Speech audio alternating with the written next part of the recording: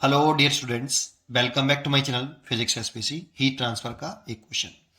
A metallic sphere cools from 50 degree Celsius to 40 degree Celsius in 300 seconds if atmospheric temperature around 20 degree Celsius, then the sphere temperature after next 5 minutes will be close to। चार choice. ठीक है, देखो सबसे पहले इसमें कौन सा formula use हो रहा है उसके बारे में जान लेते हैं। सोल्यूशन। तो इसमें अगर कोई बॉडी है और इस बॉडी के सरफेस का टेम्परेचर, ये कोई बॉडी है, इसके सरफेस का टेम्परेचर टी है और सराउंडिंग का मीडियम का टेम्परेचर टी एस है, जिसे टी नॉट भी बोलते हैं। और अकॉर्डिंग टू प्रीवोस्ट थ्योरी, अगर बॉडी के सरफेस का टेम्परेचर सराउंडिंग के टेम्परेचर से ज़्यादा है तो ये बॉडी एनर्जी रेडिएट्स पर second is greater than energy absorbed पर सेकेंड। और जब ये बॉडी एनर्जी रेडिएट ज़्यादा करेगी और एब्जॉर्ब कम करेगी तो इस बॉडी का टेम्परेचर घटेगा टाइम के साथ, और जब बॉडी का टेम्परेचर टाइम के साथ घटेगा तो कूलिंग इफेक्ट डेवलप होगा। तो अकॉर्डिंग टू फिर Newton law of cooling, according to Newton's law of cooling, minus का D T by D T, इसमें ये चेंज इन टेम्परेचर है टाइम के साथ, जिसे रेट ऑफ कूलिंग बोलते हैं पूरे को, is equal to 4 sigma E A T not का Q over M into S and temperature difference. ये इसमें इंपॉर्टेंट पॉइंट ये है कि जो टी है ना, ये टाइम के साथ घट रहा है। ये टाइम के साथ जो बॉडी का टेम्परेचर है वो टाइम के साथ घट रहा है, तो ये वेरिएबल टेम्परेचर है। सराउंडिंग मीडियम का टेम्परेचर कांस्टेंट है। और ऐसा इसलिए कहा कि वो एनर्जी रेडिएट पर सेकंड जो हो रही है, बॉडी जो एनर्जी रेडिएट कर रही है, हीट एनर्जी रेडिएट पर सेकंड, वो ग्रेटर है हीट एनर्जी एब्जॉर्ब पर सेकंड से। रेडिएट ज्यादा करेगा और एब्जॉर्ब कम करेगा तो बॉडी का टेम्परेचर टाइम के साथ घटेगा। ठीक है, तो ये रेट ऑफ कूलिंग हो गई। ठीक है, तो इस पूरे को बोलते हैं रेट ऑफ कूलिंग,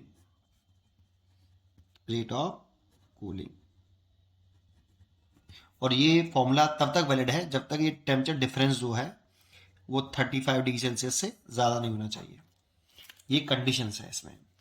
अब इसमें टेम्परेचर टाइम के साथ अगर वेरिएबल है तो इसको फिर एक इसमें अप्रोक्सीमेशन लगाया गया, approximation of Newton's law of cooling.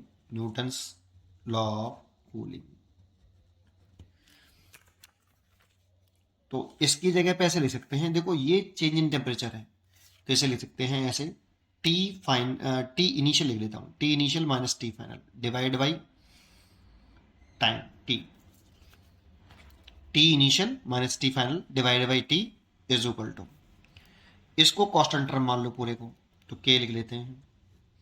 और इस टी की जगह पर अगर ये वेरिएबल है टाइम के साथ तो टी एवरेज लिखेंगे इसकी जगह पर, और टी एवरेज लिखें तो T initial plus T final divide by 2 minus T S surrounding medium का टेम्परेचर। ये फॉर्मूला बन जाता है। इस फॉर्मूले से क्वेश्चन सॉल्व करते हैं हम सारे। अच्छा, ये एवरेज क्यों लिखा? क्योंकि ये टी टाइम के साथ घटता है बेटा, सबसे इंपॉर्टेंट पॉइंट ये है। चलिए आप क्वेश्चन में चलते हैं। सोल्यूशन। अब क्वेश्चन कह रहा है एक मेटलिक स्फीयर है, cools from 50 to 40 degree Celsius in 300 second. तो एक मेटलिक स्फीयर है, ये फर्स्ट केस दे रखा है ये, और इसका टेम्परेचर इनिशियल कितना है आपका? इनिशियल टेम्परेचर है 50 डिग्री सेल्सियस और फाइनल टेम्परेचर हो गया 40 डिग्री सेल्सियस। कितने टाइम में हुआ ये? T is equal to 300 second लगाए। इसे मिनट में चेंज कर सकते हो आप, 300 बटे 60 मिनट, दैट मीन्स 5 मिनट। ऐसा इसलिए क्यों किया? क्योंकि आगे मिनट में रखा है ये, तो एक ही सिस्टम होना चाहिए, सेकंड में फिर मिनट में, ऐसा मत करना। ठीक है, या तो सेकंड में ले लो पूरे को या फिर मिनट में ले लो, तो मैंने मिनट में ले लिया है। ये लगा लो फर्स्ट कंडीशन।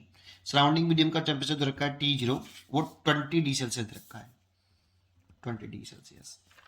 तो ये फर्स्ट केस है आपका, तो इसमें लिख सकते हो आप टी इनिशियल, तो 50 माइनस फाइनल 40 ओवर टाइम कितना 5 मिनट इज इक्वल टू के कांस्टेंट टर्म हो गया 50 plus 40 divide by 2 minus in surrounding का टेम्परेचर 20।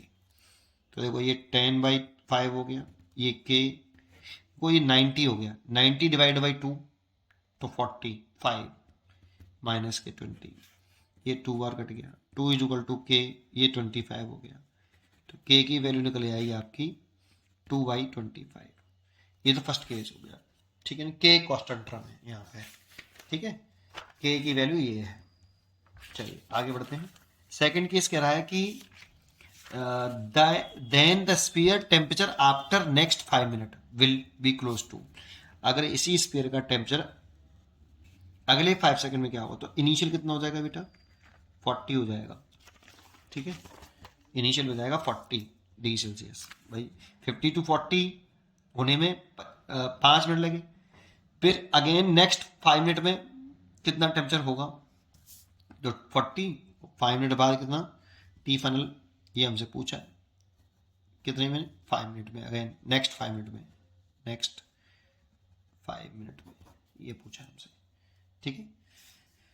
तो फिर करिए इसको, सराउंडिंग का टेम्परेचर तो टी नॉट अभी है 20 डिग्री सेल्सियस ही है, फिर लगाएं तो टी आई कितना, ये वाला फॉर्मूला पे लगा लो, टी आई कितना 40 minus final T F, T मान लेता हूँ, ये टी मान लिया मैंने, ओवर 5 मिनट, अब ये भी मिनट में है वो भी मिनट में किया, इसीलिए मिनट में किया था, सेम में कर लो के, और 40 plus T divide by 2 minus 20, तो ये आपका 40 माइनस टी डिवाइड बाई 5, के की वैल्यू निकाली हमने कितनी 2/25, तो 2/25, यहाँ से 2 एलसीएम ले लो, 40 प्लस टी माइनस के 40, ठीक है, 40 से तो 40 कैंसिल हो गया, 5 से ये कट गया कितनी बार 5 बार, और 2 से ये 2 कैंसिल हो गया, तो ये 5 का मल्टीप्लाई इसमें कर लो, ठीक है, तो कितना हो जाएगा 200 माइनस के 5t, इधर बचा टी,